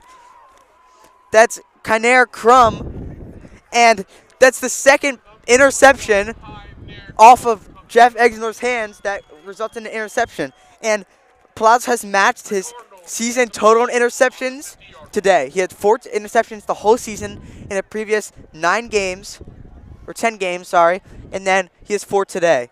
So really just sloppy play by the Eagles. They have 6 turnovers today. And it's amazing that they have 6 turnovers and are still winning. They had 4 interceptions in Palazzo. They had the Tan fumble that resulted in a touchdown. And they had the Brandon Finney not picking up the ball on the kickoff. And yet, Calvert Hall's only put up 10 points. So it's just an incredible showing to the defense and how well they've played so far. And that is a great point, Colin. And Just stuffed up the middle by Camden Lawnslager. Just penetrated through the O-line. And, sorry, go back to what you're saying, Kali. But yeah, like I was saying, just it's important to to mention that like the offense is able to relax and stay composed and stay who they are. They don't have to do too much because they trust that the defense will rebound for them and hold offenses, no matter who it is, to nothing. So they definitely need to get on this. They definitely need to get on this. Turnovers have plagued this offense today, but the defense is holding it down and allowing for the offense and Braden to remain comfortable and in good spirits. But definitely something that needs to be fixed and changed immediately. Yeah, the Eagles on track to win this game, but if they're playing against Archbishop Spalding in the championship game, this is not. They need to play a clean game. Archbishop Spalding is one of the best high school football teams, not alone in the state, but in the country. And if they have 6 turnovers against Spalding, there's no chance. I mean, who knows what the defense can do, but very slim chance that they would win that game. And they're lucky that Calvert Hall that hasn't done anything on offense, blessed by this amazing defense. Play action here. No one's open. Number 80 was the nearest target. That is Michael Ninabulfe. Excuse me if I butchered that. Nearest receiver is Jeff Exidor. And that is the 4th 3-and-out on every single Braden Palazzo interception. It resulted the following drive by Calvert Hall was a 3-and-out. And if you want to win football games, you can't have 3-and-outs on every turnover. Defense wins championships, and that's what the Eagles defense is showing right here. A defense that is elite and can stop, any team. So, and hold it down, not getting fatigued throughout the game, because this is hard for a defense to do, to continuously come back onto the field after, a short offensive drive. But they're able to come back on the field, play well, play composed, and play strong. So that is a great job by the Eagles defense. Fair catch by Michael Tan there at the 25-yard line. See if, again, Palazzo can bounce back. I would expect some more runs on this play by Michael Tan, maybe some slip screen passes to him, Mason Graham, just to chew this clock down. 10 minutes and 12 seconds remaining in this game. What do you think the game plan should be for the Eagles on this drive here, Kali? It's fourth quarter, 10 minutes left. We have, and I know the message throughout this game, coming into this game from the players, has been to stay aggressive, and they have done that so far. But I feel like right now, personally, slow it down a little bit, stay conservative. You have the ball up. We've been turning it over. Just protect the ball. That's the main thing. Just protect the ball. Stay conservative a little bit and don't do too much. We're trying to win this game. We're just trying to get to the championship. That's all that matters right now. So no matter, do it all it takes to get to the championship. So not doing too much. Keep the foot on the gas pedal, but just stay conservative, protect the ball. No fumbles, no interceptions. Completely agree with you, Kali. We saw a run up the middle there on first down by Michael Tan for a gain of 5 yards. Another run up by Michael Tan. Brought down by a couple of Cardinals defenders. Should be a 3rd and 2 for the Eagles. Let's continue to chew this clock. Oh, it will be a first down. So, on the Eagles, I want to chew off at least 6 minutes on this drive, get down to 3 minutes, and then at that point, combined with how just, for lack of better words, it's terrible this Calvert Hall offense has been. I think it should be, they can secure the win. They can be confident, no second downs that they're going to win this game. Another run up the middle by Michael Tan. Brought down by number 99 on the defense. That is Maxwell Ohamu, a senior defensive lineman. And 10 rushes for 2 yards. That's 2nd and 8.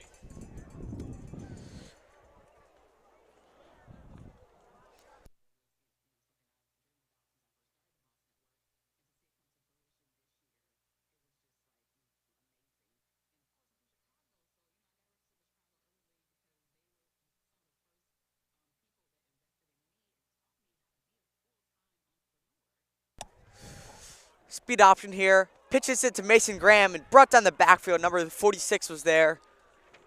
He's made a couple big plays today. Also number 54, Jaden Falcon, the junior, is there on the tackle.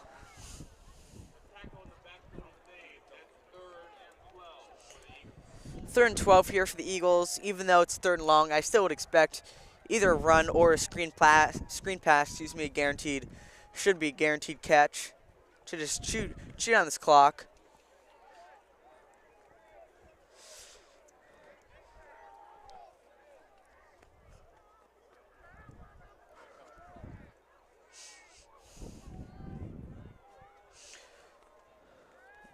They will throw it deep.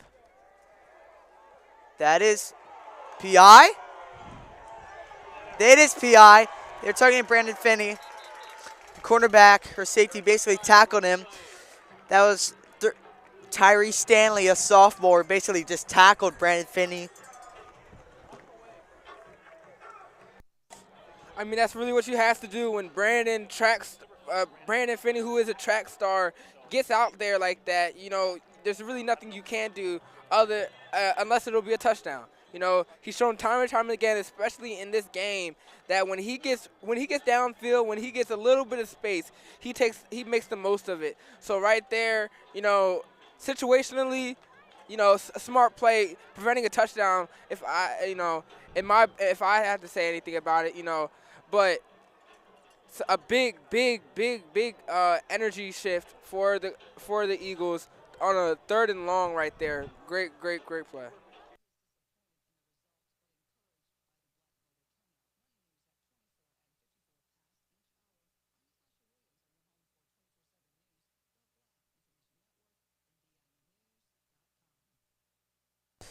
Crucial 4th down conversion there for the Eagles.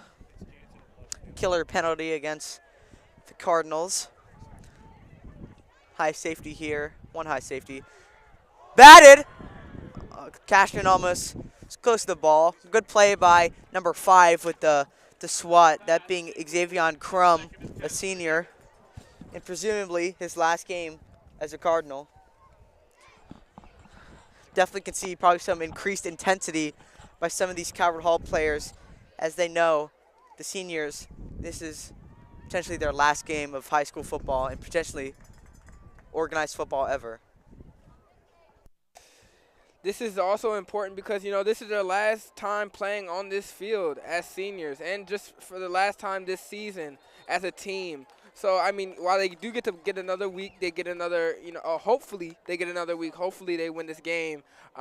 This is their last time playing here at John McDonogh Stadium in front of a student section like this, in front of teachers, parents, stuff like that. So the last time these seniors will touch this field is today. So hopefully they can leave on a positive note.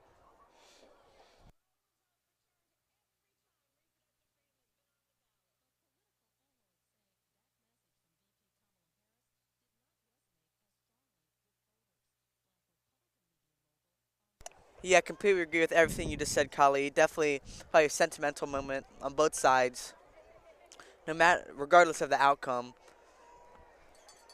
See clock continue to chew down. 6 minutes, 7 seconds.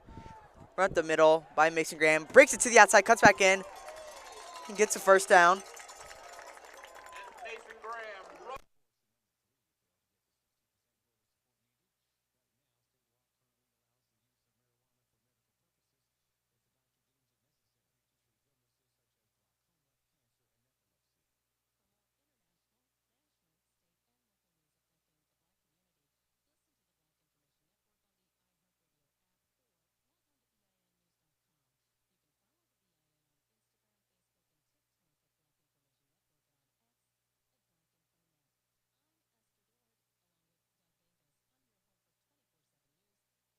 5 minutes, 30 seconds left in this game. Right up the middle by Michael Tan.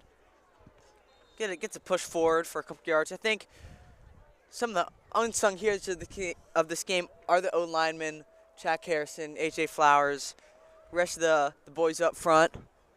Have a good running game. Eagles have had a good run game this year. Definitely a big improvement of last year when they were really pass heavy, primarily pass focused team. But this year, O-line has really stepped up.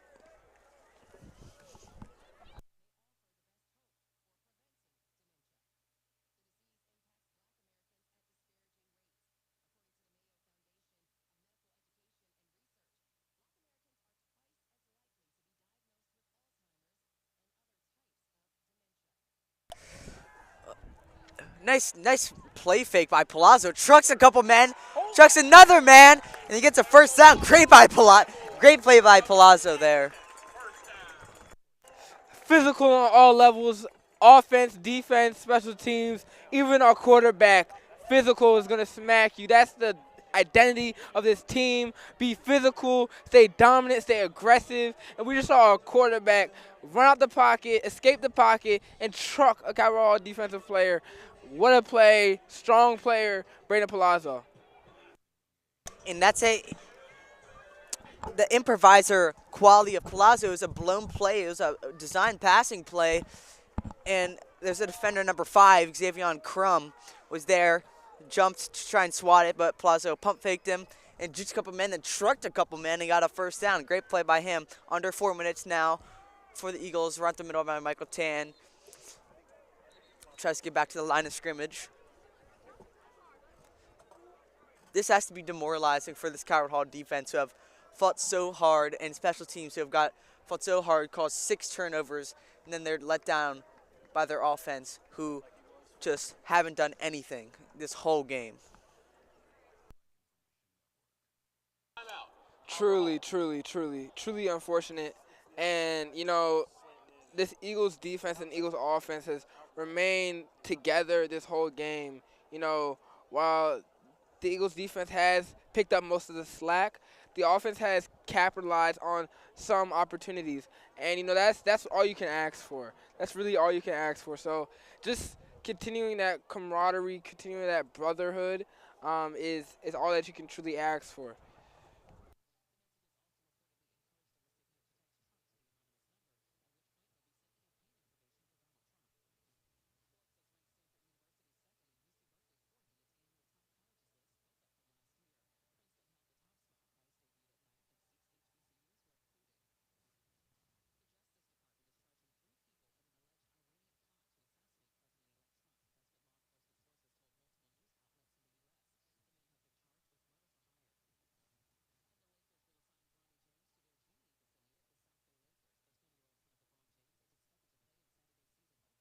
Here, inside zone here, Michael Tan stuffed at the 30-yard line. Another timeout here for Calvert Hall. 3 minutes, 29 seconds left. They have 1 timeout left. 3rd and long here for the Eagles.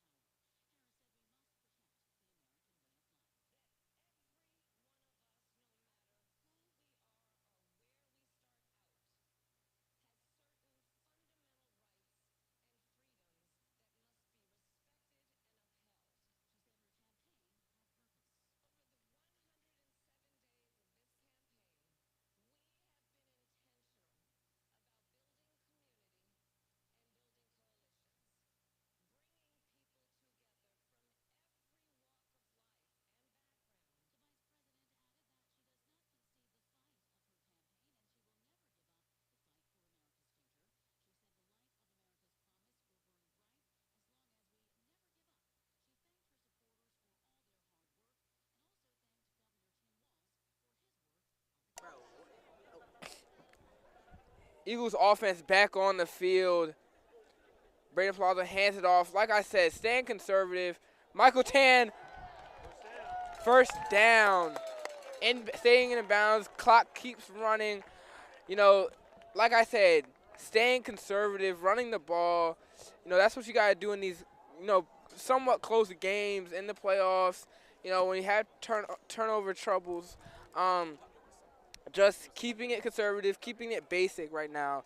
And you have guys like Mason Graham and Michael Tan who you can trust with the ball. You can trust to get you big plays. And, you know, this offensive line is playing extremely well. So, you know, you can trust that and just keep the ball moving, keep this game flowing, and yeah, just win this game. Do anything that you can to win this game. Another run here by Tan. Brought down, number 30. And 10 runs for 1 yard gain. That'll be 2nd and 8. Brought down number 31, Tyree Stanley. One correction, thank you to David Ward in the shame comments for letting us know that this will not be Calvert, even if they lose, this will not be Calvert Hall's last game. They will have a turkey bowl, I think the 104th turkey bowl, if I'm not mistaken. So thank you to him. This game clock will run under 2 minutes here. And it's been a low scoring but highly entertaining game with a bunch of turnovers, deep shots, a bunch of deep shots on both sides. It's like maybe a timeout or something.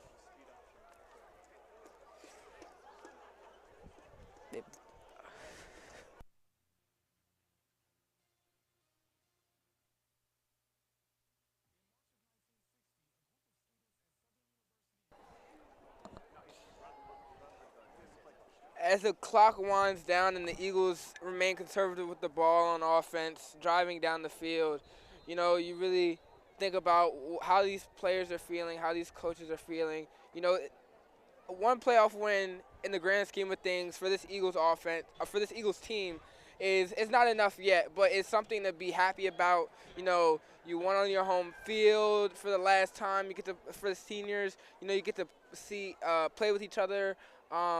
And see your family and friends in the student section like this in John McDonogh Stadium one last time. And, you know, the end goal for this team is not just a playoff win, but a championship win. Haven't had one in a while, got beat out by Calvert Hall in the seniors' freshman year. But it's really just about getting to the championship, winning the championship, and that is what will leave these Eagles satisfied. So, yes, this win is something to smile about, you know, but there is, you know, a lot to take apart and pick apart and look at from this game. So, thankfully, the mistakes have been, you know, kind of blocked out a little bit by this defense. But, again, it's just a lot to be happy for, a lot to be, you know, critical of. But going into the end of this game, let's see if we can really hold it off. You know, it's not over till it's over. We've seen a lot of crazy things happen before. I mean, so far in this game, a lot of crazy things have happened. But, you know, just looking optimistic, looking hopeful, and, you know, just looking at, you know, the next week for the Eagles and what a fun and exciting season it has been for them. One where so many players stepped up. We talk about Braden Palazzo, you know, a career year for him, you know, a year where he stepped up big. We've seen him, you know, like Colin said, move his feet more, get out the pocket, run more, be, you know, an escape artist. And then also throwing the ball, you know, 4 picks was it all season. And just really being, you know, controlling the ball, controlling where it goes. And, you know, Brandon Finney having a breakout season this year. Nick Abrams having a huge breakout season this year.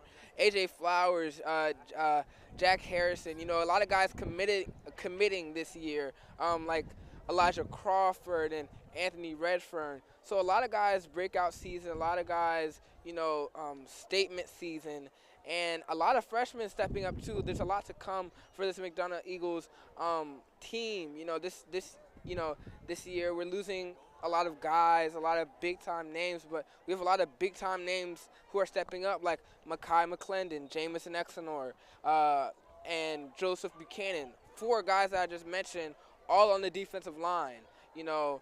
And then you have C.J. Davis, who is an elite, has shown to be an elite guy in some games.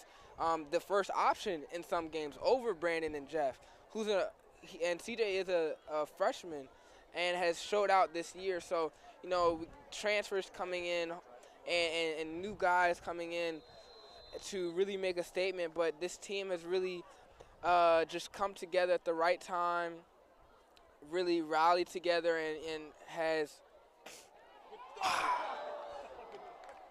dropped ball in the end zone by Brandon. But, like I said, these seniors have a lot to look up to. These freshmen have, a lot of great role models to look up to for next year or for this year going into next year.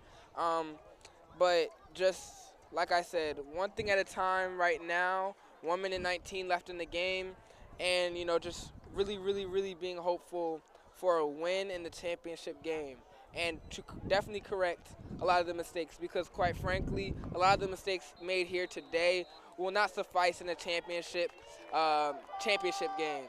And these players know it, these coaches know it. I know, they wish they could have left here with, partying and jumping in the locker room, but I know it's not going to be like that. I know, this does leave a bad taste in their mouth, especially Braden. Four picks in one game. Nobody saw that coming. Brandon Finney, not a really slow start to the game, errors and whatnot. So just things that, they're definitely going to be highly critical of and highly locked in. But I do believe that puts a chip on their shoulder, and, to be more locked in and to be, very conscious of not getting ahead of themselves, not feeling too confident, too cocky, which is something that a good playoff team and a good championship team needs going into a competitive setting like the championships will be, just not getting ahead of themselves and being critical of every move they make.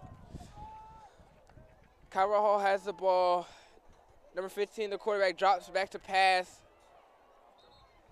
And passes it to number 30, Harrison O'Connell. And that just perfectly summarizes this whole game for Calvert Hall. They got another turnover on downs, and then they said there's going backwards. Another drop, a bunch of drops on Joe's side. Again, like we've constantly repeated, uncharacteristic from Jeff and Brandon. But like I said, this is going to be a very different team next year. But there has been a lot of new faces. Jameson Exenor, me personally, I didn't think he was going to lead the team in sacks this year. I don't know who would have. 7 sacks. I mean, it's amazing for a sophomore over Cam Lonslager and all the other guys. Number 40, he's going to be a big-time player the next couple years. 4th down and long here. Pressure by Jameson. We'll just throw it. It'll be incomplete. So turnover on downs for Calvert Hall. Then this will secure the win for the Eagles. Just one more kneel. One more kneel until the end of the game. Amazing season for the Eagles. And they'll return to their 3rd championship in the last 4 years. Looking for their first win in the last 4 years. And the last ride for a lot of these big-time names, big-time players on this team. They've had an amazing game today. They showed they can fight through adversity. They had countless turnovers, 6, and yet they still found a way to win. And that's what this team does. They find a way to win. Even when Palazzo's out early in the year, they still squeaked out two wins in the 3 games they didn't have them. The one loss, of course, being against Archbishop Spalding. And then Palazzo will kneel the ball, and the Eagles will win the Battle of the Birds in this year's 2024 MIAA semifinal game. And they'll turn to their 3rd championship in 4 years. My name is Colin King. My partner here was Kylie Rothman. Thank you for listening, and have a great rest of your night. Let's go Eagles!